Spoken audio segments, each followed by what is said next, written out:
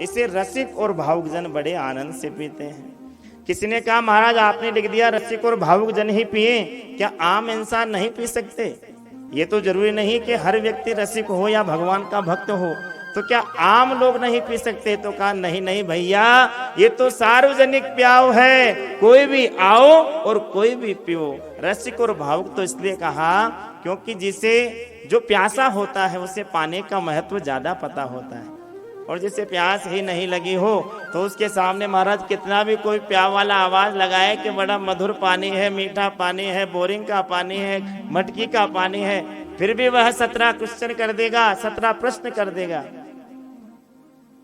लेकिन यदि कोई राजस्थान में रेगिस्तान में जाए, वहां दूर दूर तक जल की बूंद दिखाई नहीं दे और चलते चलते सूर्य की प्रचंड किरणों से कंठ सूखने लगे, भयानक प्यास लगने लगे, और तब महाराज यदि कैसा भी जल मिल जाए तो वो नहीं पूछेगा कि मटके का है, बोरिंग का है, कुएं का है, वो केवल उस जल का पान करेगा, क्योंकि जो प्यासा होता है उसे पानी का महत्व पता होता है। उसी प्रकार जो भगवान के रसिक भक्त हैं, भावुक भक्त हैं, उसे भागवत जी की महिमा का पता है, इसलिए वो बड़े आनंद से इसका पान करते हैं।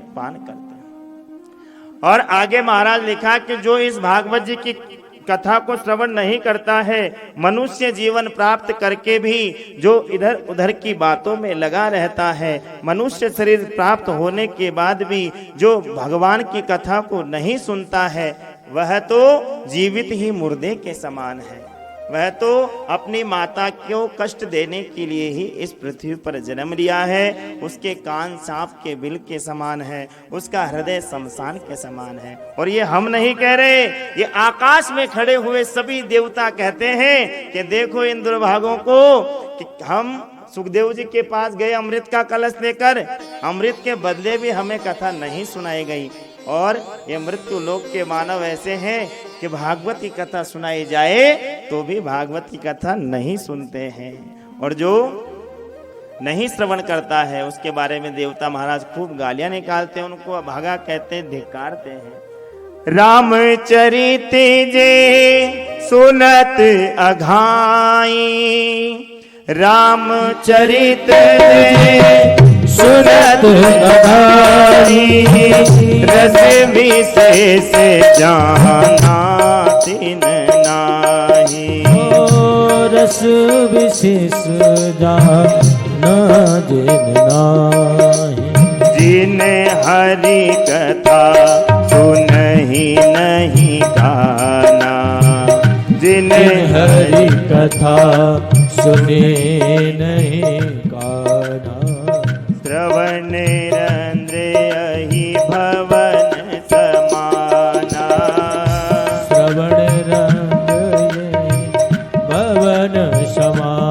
ओ श्रवण रंध्र अहि भवन समाना, श्रवण रंध्र भवन समाना। जिन हरि कथा सुनी नहीं काना, श्रवण रंध्र अहि भवन समाना, उसके कान तो सांप के बिल के समान है। और स्वयं भगवान राम कहते हैं, क्या कहते हैं? नर्तन पाई विषय मन देहि, नर्तन पाई विषय मन देहि, भलति सुधाते सट विष लेहि, पलटी सुधाते सट विष लेहि। भगवान श्री राम कहते हैं कि ये नर का तन पाकर के मनुष्य योनि को प्राप्त करके भी जो भगवान हरि की कथा का गुणगान श्रवण नहीं करता है, वह अपने आप को विष के समान योनियों में डालने का कार्य करता है, वह अनेकों योनियों में भटकने का कार्य करता है। और भागवत जी की महिमा का वर्णन करते हुए स्वयं सनकादिक ऋषि कहते हैं, जो बद्रीनाथ धाम में विचरण करते हैं, हमेशा भगवान की कथा ही श्रवण करते हैं और भगवान की कथा को ही सुनाते हैं, वह स्वयं सनकादिक ऋषि कह रहे हैं क्या?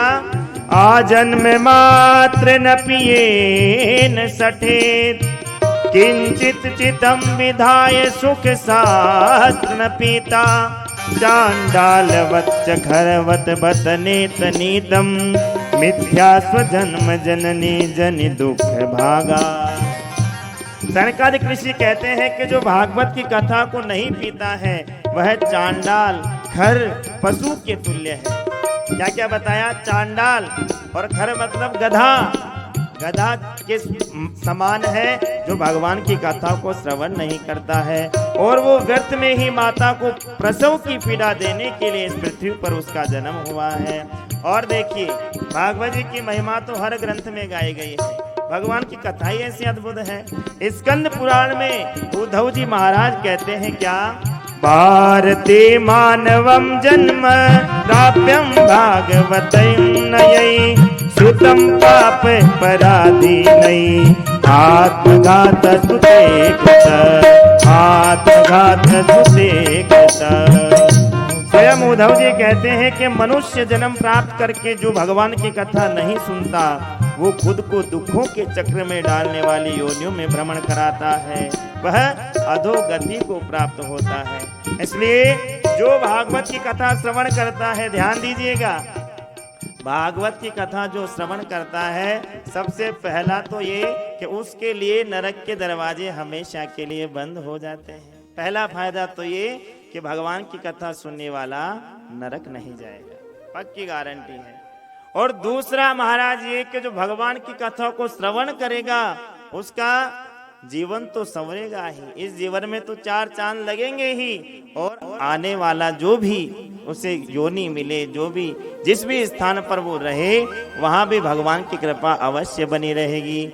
और तो और इस भागवत को ध्यान से, प्रेम से, नियम से श्रवण करने वाला सीधा गोलोक धाम वासी भगवान कन्हैया के चरणों में पहुंच जाएगा और भगवान के निकुंज में भगवान के साथ नित्य सुंदर सुंदर लीलाओं का दर्शन करेगा। ऐसी महाराज भागवत जी की बड़ी